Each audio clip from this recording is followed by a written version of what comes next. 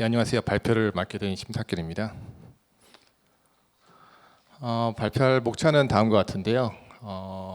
저는 이제 좀 PPT가 좀 많은데 40분이라는 시간에 전부 디테일하게 설명드릴 수는 없을 것 같고, 약간 이런 관점에서 좀 설명을 할까 하는데요. 실제 이런 뭐 딥러닝을 좀 해왔었고, 그리고 지금도 어떻게 하면 잘할까, 어떻게 하면 잘해서 비즈니스 문제를 해결할까, 이렇게 좀 고심을 좀 했던 사람으로서 몇 개 실제 한번 경험했던 거를 뭐 디테일하게 아니지만은 이제 개념적으로 설명을 드리고, 혹시나 좀 디테일한 설명이 필요하면은 끝나고 여기 있을 테니까 여기서 하지 못한 얘기를 많이 해드릴 테니까 그때 한번 찾아와 주시면은 아주 잘 설명해 드리도록 하겠습니다.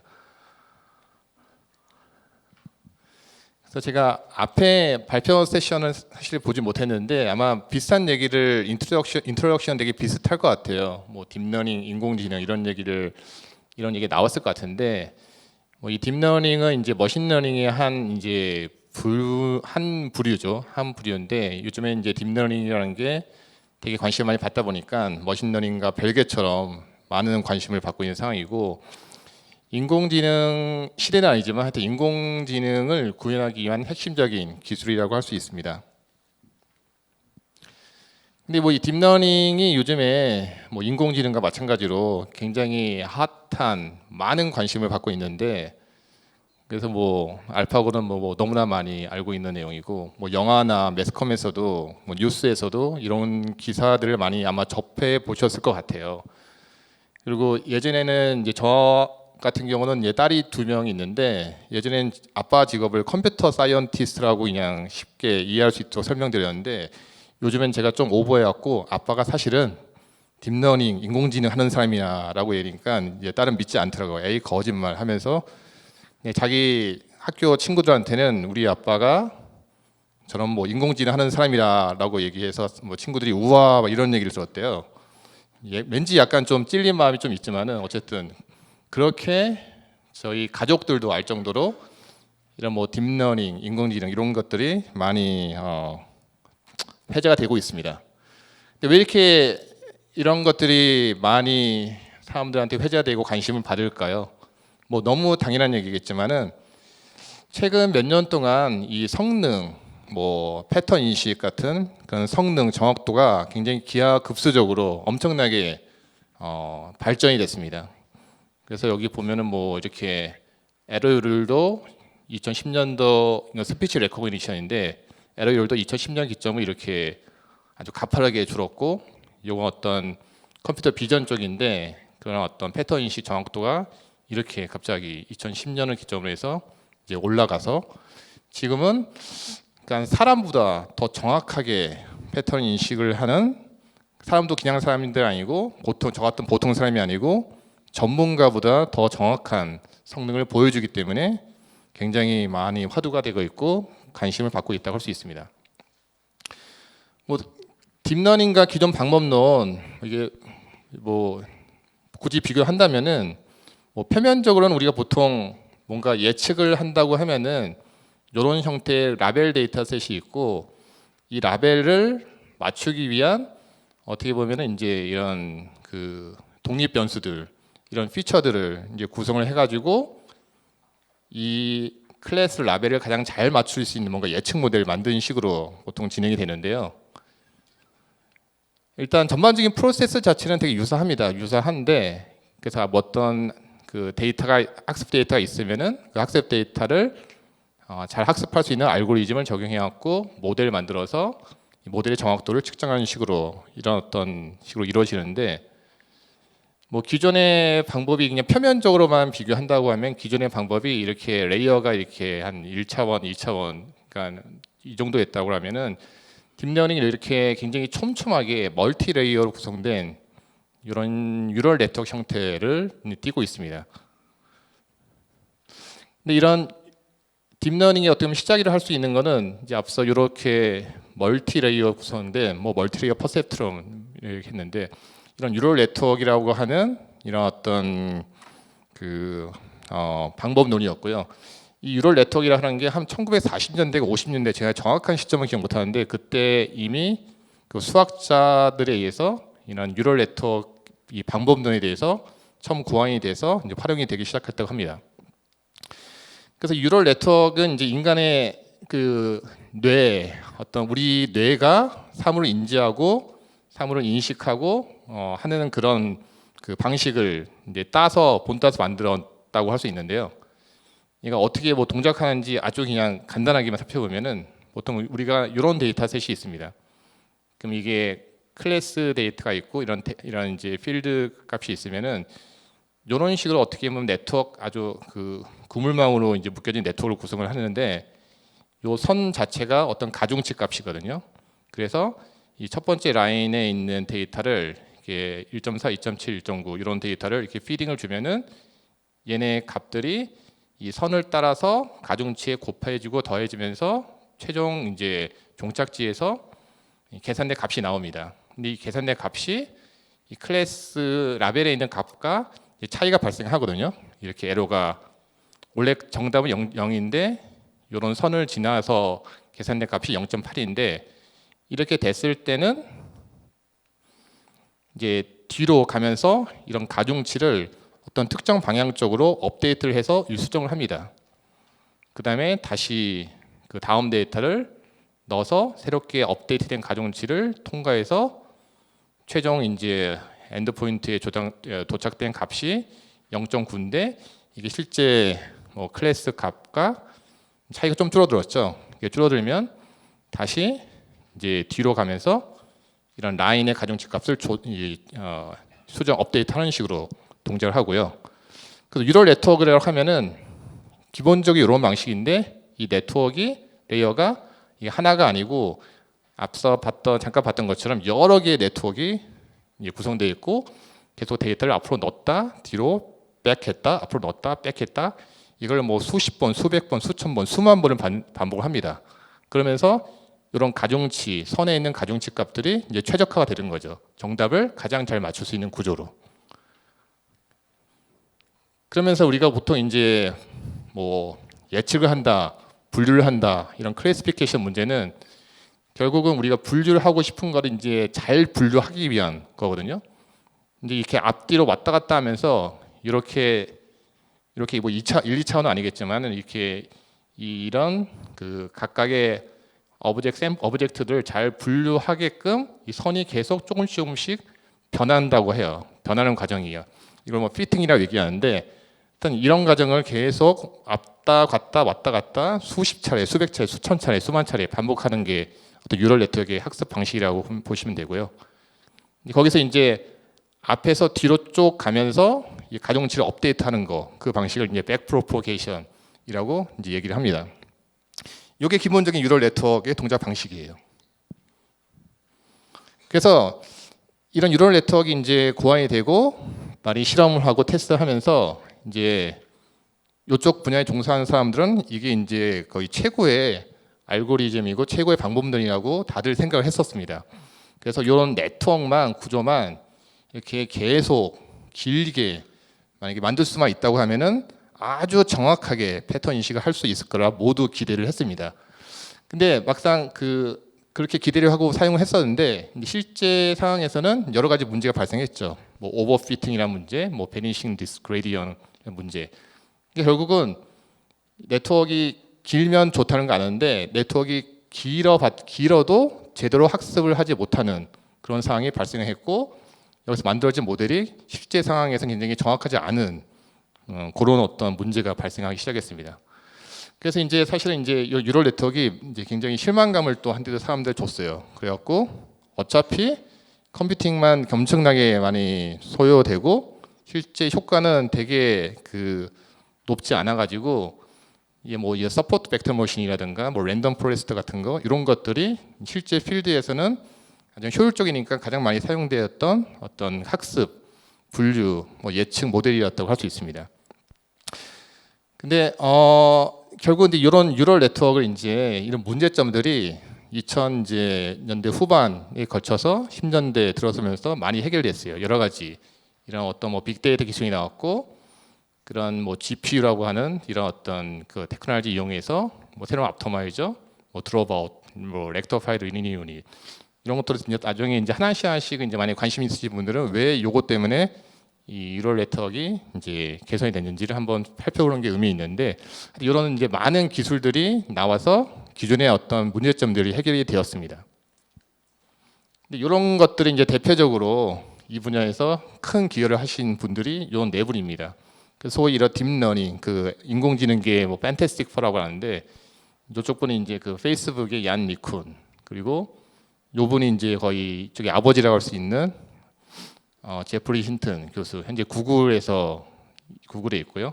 벤지우 교수, 이 사람은 이제 그 중국 인터넷 업체 바이두에서 인공지능 연구소장, 이런 분들이 이제 그 앞서서 그 뉴럴 네트워크의 문제점들을 여러 가지 다양한 방법으로 이제 해결하셨던 이제 선구자 같은 분들입니다. 뭐 여러 가지 뭐 다양한 알고리즘 만들어냈고요. 그런 문제점들 해결하기 위한. 그래서 지금은 이제 이 네 분 모두들 이제 기업체에 속해서 다양한 프로젝트에 아주 많은 펀딩을 받으면서 계속 이 분야를 개척하고 있습니다.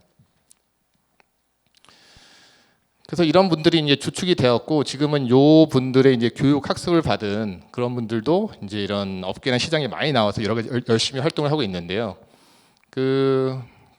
한국에서 뭐 알파고 때문에 유명한 하사 데이비스 같은 그런 분들도 앞에 그 4명 그런 분들의 친구나 그런 분들이 만든 걸 가지고 이제 교육하고 배우고 이렇게 된 거죠. 그래서 초창기 때는 이 딥러닝 쪽에서 특히 이제 어떤 비전이나 이미지나 어떤 스피치 레코그니션 이런 쪽으로 이제 성능이 워낙 잘 나와서 또 그런 쪽으로 이제 이 딥러닝 기술이 많이 적용이 됐고요. 그래서 뭐 아마 뭐 이런 구글이나 뭐 MS에서는 뭐 강아지하고 개를 구별하는 거, 그 페이스북에서는 이 얼굴 인식 뭐 이런 쪽에 이런 딥러닝 기술들이 많이 활용이 되었습니다.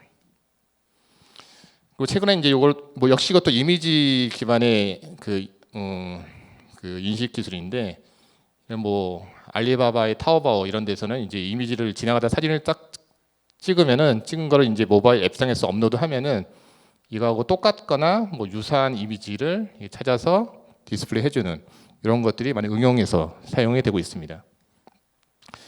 뭐 이제 이런 어떤 이미지 기반의 하여튼 다양한 업체들이 계속 나오고 있고요. 이건 뭐 사람의 미간을 보면서 얘가 이제 긍정적인 상태인지 부정적인 상태인지 감성을 예측을 해주는 거, 뭐 이런 거 약간 OCR 같은 그런 거를 기술을 이용해서 이런 그 특정 상표 같은 브랜드 같은 것들이 얼마큼 이 SNS상에서 홍보가 되고 있는지 이런 것들을 분석해주는 업체도 나오고 있습니다. 근데 뭐 딥러닝이 뭐 최근 동향이라고까지는 뭐 최근 동향일 수 있죠. 근데 요 뭐 자율주행 기술, 이제 어떤 이미지뿐만 아니고 이런 자율주행 기술에도 역시 여전히 딥러닝 뭐 CNN이라고 하는 딥러닝 기술이 이제 활용이 되고 있고요. 근데 이 자율주행 기술을 우리가 보통 구글이나 무슨 자동차 메이커가 열심히 연구를 해야 되잖아요. 근데 요거는 지금 그 엔비디아라고 하는 이제 GPU 그래픽 카드 제조 업체에서 이런 자율주행 기술을 이제 만들어서 이제 배포를 하고 있는 그런 상황이고요. 근데 참 이거 혹시 보셨는지 모르겠지만 최근에 아마 그 신문 기사에 났었을 거예요. 이제 아마존 고라고 해서 이게 뭐냐면은 그 무인 쇼핑몰인데 무인 쇼핑몰 뭐 무인 식료품점이라고 할 수 있는데, 그러니까 이게 뭐 혹시 인터넷에서 한번 아마존 고만 쳐보시면은 이제 그 동영상이 나올 거예요. 그래서 사람이 이제 딱 들어가서 자기가 원하는 물건을 딱 고르고 나오면 끝입니다. 근데 이가 들어가는 순간에 이제 이거 아마존 고라고 하는 여기에도 역시 딥러닝 기술, 다양한 딥러닝 기술, 인공지능 기술이 적용이 되었다고 해요. 뭐 컴퓨터 비전, 딥러닝, 뭐 센서 퓨전, 뭐 자율주행차 기술. 그래서 여기 무슨 자율주행차 기술이 이런 식료품 가게에 접목이 됐을까라고 했는데, 이 사람이 딱 들어가면은 위에 천장에 카메라가 있대요. 카메라가 자율주행 기술에서 사용된 알고리즘을 똑같이 쓰면서 이 사람을 계속 트래킹한대요. 이 사람이 어떤 걸 짚는지 안 짚는지, 어떤 동선을 이동하는지. 하여튼 뭐 이런 일반적인 우리 실생활에 있는 그런 영역에서도 이런 딥러닝 기술들이 이제 다양하게 적용되고 있습니다. 그래서 어떻게 보면은 이제 초창기 때는 뭔가 이미지나 컴퓨터 비전이나 뭐 스피치 레코그니션 이런 쪽으로 많이 집중돼서 적용이 되는 듯 했으나 지금은 사실은 보이지 않게 전 영역, 전 산업을 가리지 않고 이게 적용을 지금 시도하고 있는 상태라고 볼 수 있습니다. 그래서 이런 이제 딥러닝을 전문적으로 사스 형태로 제공해주는 서비스도 이제 나온 상태고요. 그래서 저는 이제 이 딥러닝 기술을 이용해서 이게 조금 일찍 좀 이 관심을 갖고 한번 팔로우를 해봤습니다. 그래서 개인적 연구 모임이 있는데 이런 빅데이터, 이 딥러닝 연구 모임이 있는데 그래가지고 이제 일산 병원에서 이런 그 체스트 엑스레이 같은 데이터셋을 받아갖고 한번 딥러닝 기술이 얼마큼 이제 효과가 있는지를 한번 테스트를 해봤습니다.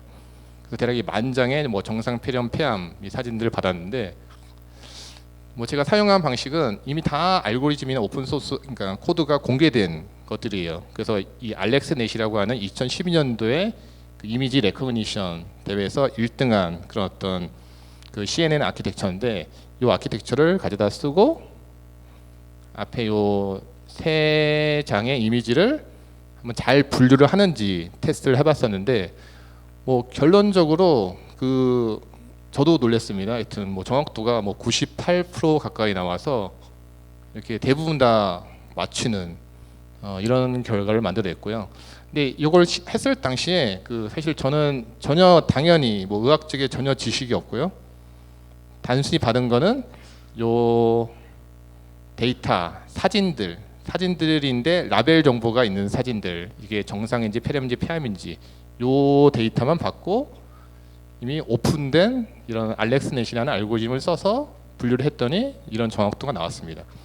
그래서 이게 당시에 이제 제가 했던 테스트 결과 데이터셋인데 여기 보면 이제 어떤 게 폐렴이고 폐암이고 정상입니다.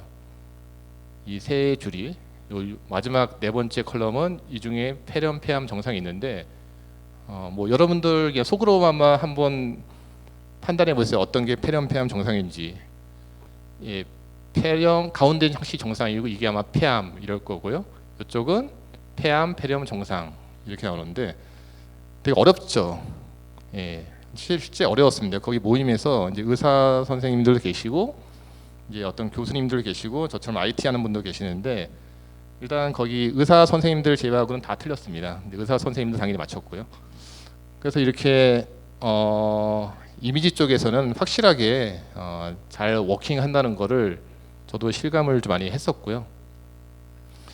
근데 이런 그 뉴럴 네트워크에서 이런 이미지 쪽에 레코그니션 할 때 이제 사용되는 그 기술이 컨볼루셔널 뉴럴 네트워크라고 하는 기술인데 이런 이미지가 있으면 이미지의 주요 특징점들을 이렇게 조금씩 이동하면서 이게 추출을 해냅니다. 추출을 해내고 이 추출한 다음에는 이제 뭐 여러 개의 단계 레이어를 거쳐서 학습하는 거는 이제 기존 그 뉴럴 네트워크 방식과 똑같은데 이 입력 데이터, 이미지 데이터를 이렇게 부분씩 특징점을 추출하는 방식만 좀 다른 베리어션이라 할 수 있고요. 그래서 얘는 이제 이런 하나의 이미지가 들어왔을 때 이미지를 이렇게 부분 이렇게 인식을 하는데 이 부분 인식을 해가지고 이렇게 새로운 어떤 그 필터들을 통해서 이렇게 변환이 되고 결론은 하여튼 이미지를 다양한 각도에서 얘의 특징점을 잘 추출하기 위한 뭔가를 만들어내는 그런 구조라고 볼 수 있습니다.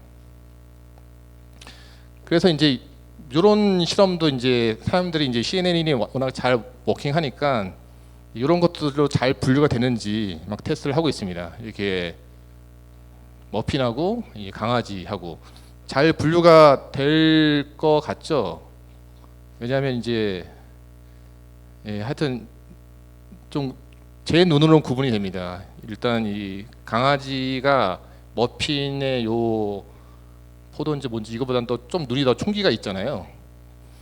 그래서 좀 구분이 될 것 같고요. 마찬가지로 이 개하고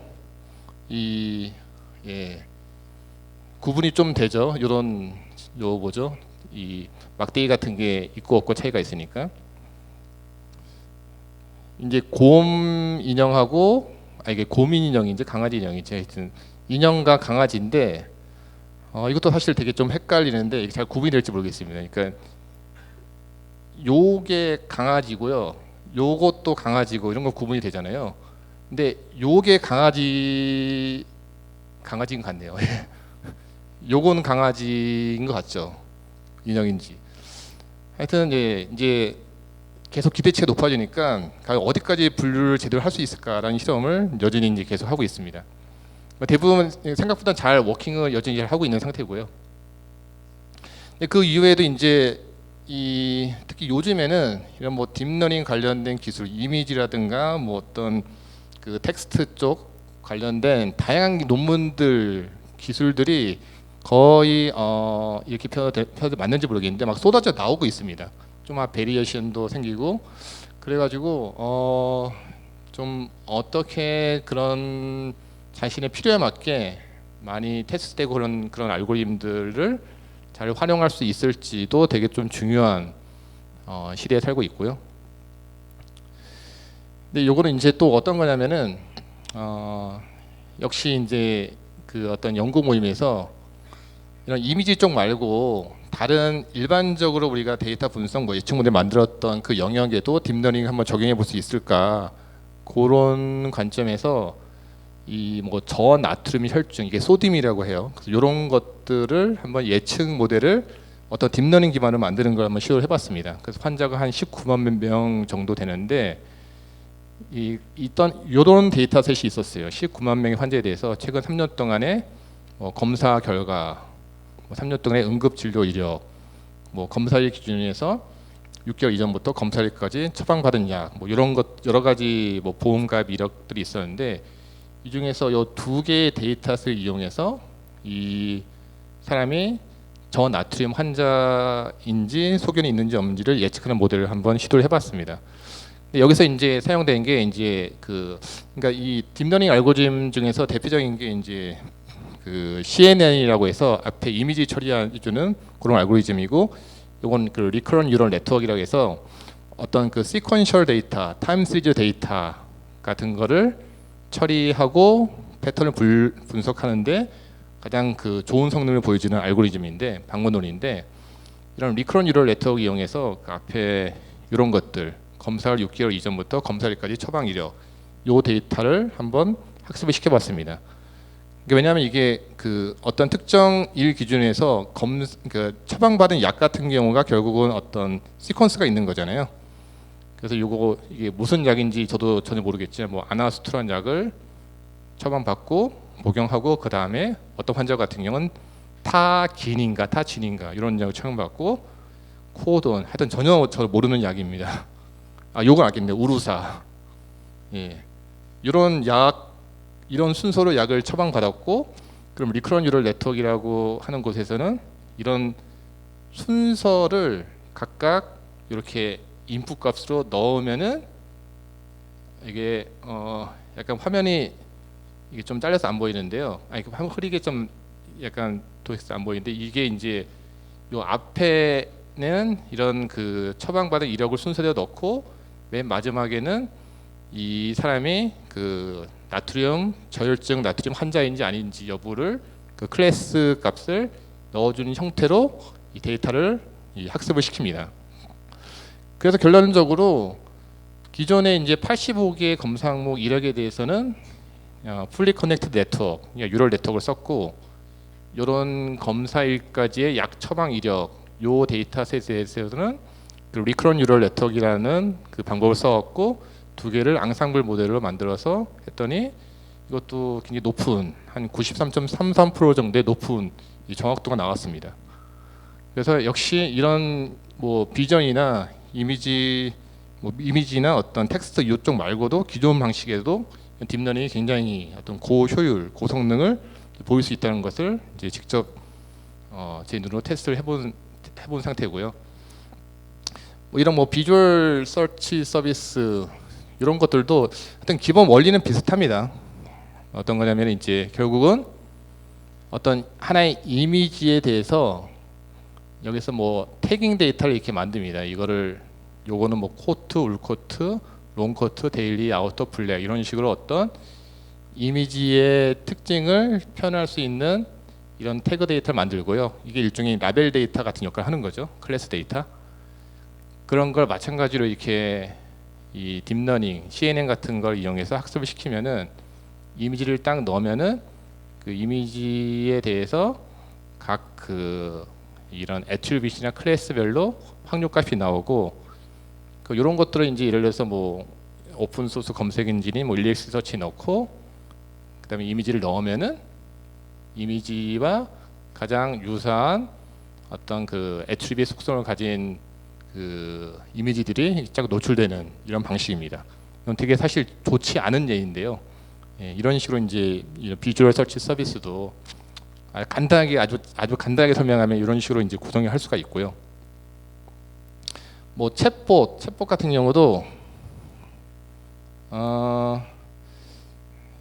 뭐 그러니까 이 챗봇의 유형을 뭐 이렇게 네 가지 형태로 좀 구분을 해볼 수가 있는데 이런 뭐 리트리버 베이스드 모델, 뭐 제너레이티브 모델, 클로즈 도메인, 오픈 도메인 있는데 이 제너레이티브 모델은 말 그대로 이제 말을 아예 만들어내는 거고요. 리트리버 베이스드 모델은 이미 그 정답 템플릿이 있는 상태에서 그 어떤 질문이나 그런 게 오면은 이제 이미 정해진 어떤 응답을 해주는 게 이런 모델이 할 수 있습니다. 클로즈 도메인은 이제 특정 도메인에 한정된 거고 오픈 도메인은 아주 일반적인 모든 상황에 해당되는 건데 당연히 뭐 이런 제너레이티브 모델은 하고 오픈 도메인 이쪽이 되게 어려운 영역이죠. 지금도 어려운 영역이고 완벽할 수가 없고 그래서 요즘 뭐 기업체에서는 이제 어떻게 보면은 이런 클로스드 도메인 환경에서 이런 리트리버 베이스드 모델 이런 형태로 이 챗봇을 많이 개발하고 구현하고 이제 사용하기도 합니다. 근데 이런 거는 상대적으로 리트리버 베이스드 모델하고 클로스 도메인 환경에서 챗봇을 만든다는 건 상대적으로 좀 쉬운데요. 상대적으로. 근데 시작은 어떻게 보면 이제 이런 그 다큐먼트 클래시피케이션이라고 볼 수가 있습니다. 예를 들자면은 뭐 이런 이제 문구가 들어온다고 하면은 예전에 우리가 긍정 부정 같은 걸 만들었잖아요. 그런데 이런 문구가 들어오면은 요거를 뭐 이거는 긍정 몇 프로, 중립 몇 프로, 부정 몇 프로 해서 얘는 부정이다. 이게 일종의 이제 긍부정 분류를 하는 건데 요즘에 이제 뭐 한 방법인데 어떻게 하냐면은 하여튼 이 워드 투 벡터라는 게 있어요. 워드 투 벡터는 뭔가 이 단어 그 문장들 그 코폴스 같은 거를 딱 넣으면은 각 단어를 어떤 벡터 형태로 표현해 주는 어떤 문장의 컨텍스트 같은 거를 다 고려해서 이 단어의 벡터를 표현해 주는 그런 기술이 워드 투 벡터인데 그러면은 뭐 예를 들어서 이런 그 문장 하나의 문장이나 뭐 패러그래프를 구성하는 단어들에 대한 이 벡터들이 딱 나옵니다.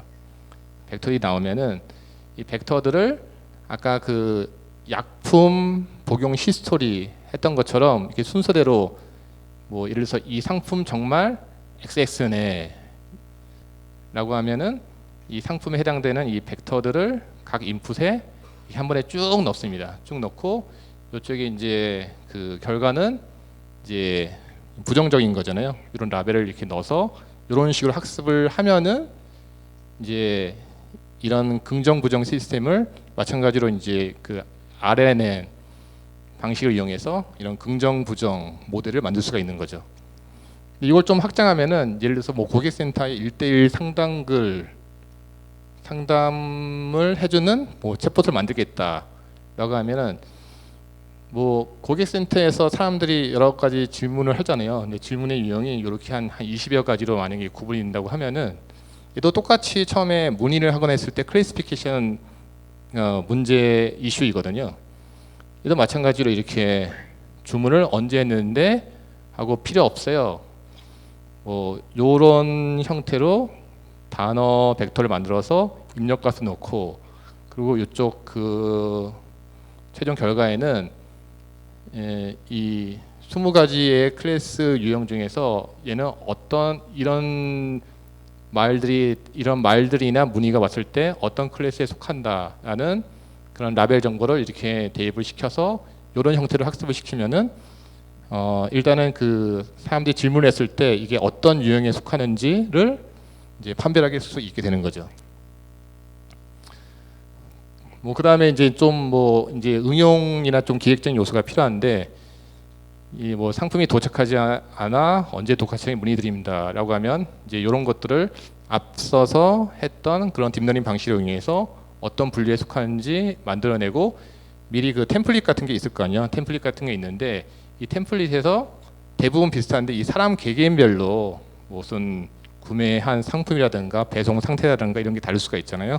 이런 것들만 처리를 해주는 어떤 룰 엔진 기반으로 해서 이런 것들 처리해주면은 마치 상담원이 상담을 하는 것처럼 질문에 대해서 즉각적으로 답변을 자동적으로 할 수가 있게 됩니다. 이렇게 뭐 실제 이제 좀 사례를 간단하게 살펴봤고요. 근데 이런 것들을 이제 어떻게 하면 이제 비즈니스 문제를 잘 해결할 수 있도록 사용할 수 있을까? 간단하게 요약을 좀 드리면은 하여튼 지금 제가 제 기억으로는 한 5년 6년 전인가 그때 그 빅데이터가 되게 또 막 굉장히 유행했던 시절이 있었어요. 그때도 이 자리에서 한번 강의를 이게 발표를 한 적이 있었는데 지금 이런 딥러닝 인공지능 쪽이 또 많이 화두가 되다 보니까 많이 화두가 되고 있고 또 다행스러운 거는 그 다양한 오픈소스 솔루션들 알고리즘들이 많이 공개가 되고 있습니다. 그래서 저도 여기에서 이제 이런 오픈소스 솔루션들인데 이것들을 이용을 해갖고 심지어 코드까지 또 공개되어 있거든요. 그걸 또 이용해서 앞서 설명드렸던 걸 다 구현하고 테스트를 해봤고요. 그 실제 서비스에도 이제 적용을 하고 있고요. 이런 이제 소프트웨어 인바이러먼트뿐만 아니고 이런 하드웨어 그 상황까지 되게 좋습니다. 그러니까 이런 지금 뭐 보급형은 아닌데 이런 뭐 타이탄 X, 뭐 GTX 이런 GPU를 쓰면은 하여튼 앞서서 했던 그런 작업들 아주 충분히 무리 없이 어마어마한 데이터가 아닌 이상 다 학습을 할 수 있는 수준으로 학습할 수 있는 수준이라고 할 수 있고요. 이런 뭐 난리지나 노하우 같은 경우도 이제 많이 공유가 되고 있습니다. 뭐 알렉스넷이라고 하는 거는 뭐 이런 또 뭐 알렉스넷, 뭐 구글에서 만든 뭐 인셉션, MS에서 마이크로소프트에서 만든 예를 들면 리지듀얼 네트워크 뭐 이런 것들도 이미 알고리즘 방법이 다 논문으로 공개되어 있고 그 오픈 그 코드까지도 이미 다 공개돼서 활용할 수 있는 상황입니다. 뭐 데이터셋도 이제 사실 굉장히 많습니다. 여러 사이트 조금만 관심을 갖고 하면은 뭐 이미지 데이터, 학습 데이터, 로그 데이터 여러 데이터가 많이 있는 상황이고요. 그리고 이제 뭐 분위기도 사실은 이제 굉장히 요즘에 이제 좋죠. 이게 정말 이쪽에 인력이나 어떤 그 전문 업체가 많지는 않지만은 하여튼 요건 뭐 요쪽으로 이제 펀딩이나 이런 것들도 굉장히 많이 들어오고 있는 상황이라 합니다. 근데 뭐 중요한 거는 뭐 다 아무리 좋다 얘기하지만은 결국 이제 비즈니스 모델, 그러니까 내가 회사에 속해 있다고 하면은 그 회사의 비즈니스 문제를 과연 이런 것들이 어떻게 해결할 수 있을지가 뭐 너무 당연한 얘기겠지만 다 아시는 얘기겠지만 관건이잖아요. 그래서 그게 되게 중요하다는 얘기고요.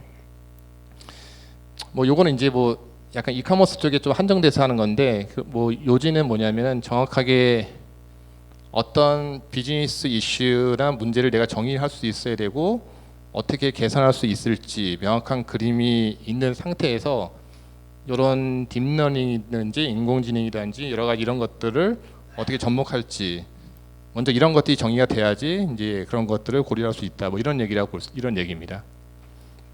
그래서 뭐 예를 들어서 뭐 이런 이커머스나 쇼핑 사이트 같은 경우에서 우리가 나아가지고 가는 전략이나 방향은 정말 쇼핑이 굉장히 쉽고 아주 재미있게 만들고 싶다라고 했을 때 이것도 되게 사실은 뭐 되게 상위적인 추상적인 전략이라 할 수 있는데 뭐 이런 뭐 그 기존의 이 쇼핑을 했던 방식과 다른 새로운 경험을 제공하기 위해서 뭐 스피치 레코그니션, 이미지 검색, 뭐 챗봇 뭐 이런 것들을 한번 사용하는 걸 고려해 볼 수 있지 않을까. 근데 이런 것들이 당연히 이제 이런 거는 되게 상위 목표고 요거를 하기 위한 이제 세부적인 뭐 KPI 지표들은 당연히 정의해야겠죠. 그래서 요걸 하기 위해서 이런 기술들이 얼마큼 잘 활용될 수 있을지를 한번 고민해 볼 수가 있는 거라 할 수 있겠죠.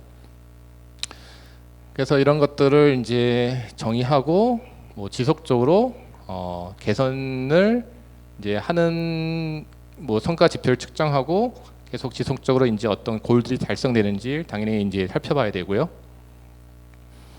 그래서 뭐 시작은 뭐 이런 뭐 새로운 기술들이 뭐 엄청나게 큰 변화를 가르쳐다 주지는 않겠지만은 작은 비즈니스에 작게라도 임팩트를 영향을 주기 시작한다고 하면은 그걸 지속적으로 발전시키는 것이 중요하지 않을까라고 생각이 됩니다. 예, 이상 40분 동안 좀 PPT가 많은데 좀 축 빨리 지나갔고요. 그래서 뭐 더 자세한 거는 좀 여기 쉬는 시간 있는지 모르겠는데 그때 저한테 오시면은 여기서 하지 못한 얘기를 같이 말씀드리도록 하겠습니다. 감사합니다.